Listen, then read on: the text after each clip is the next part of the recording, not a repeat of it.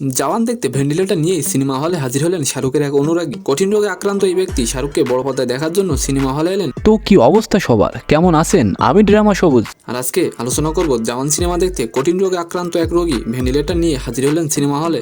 আর আপনিও যদি শাহরুখ খানের ফ্যান হয়ে থাকেন তাহলে অবশ্যই একটি কমেন্ট করে যাবেন। সম্প্রতি শাহরুখের এক অন্ধভক্ত যা করলেন সেটা মন জয় করলো সকলের।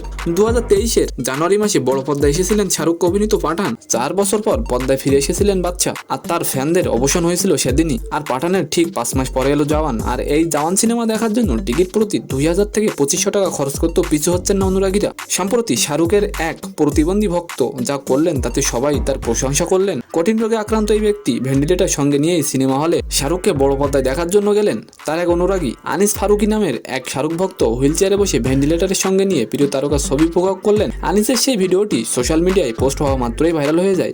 রোহিত গুপ্ত নামে একজন সমাজ মাধ্যম এই ভিডিওটি শেয়ার করেন। আর এই ভিডিওটি দেখে সকলের প্রশংসার পাত্র হন এই ব্যক্তি। তো আজকের ভিডিওটি কেমন লাগলো অবশ্যই কমেন্ট বক্সে জানাবেন। আর ভিডিওটি যদি একটু ভালো লেগে থাকে অবশ্যই একটি লাইক দিয়ে আমাদের চ্যানেলটিকে সাবস্ক্রাইব করে দিবেন। ধন্যবাদ।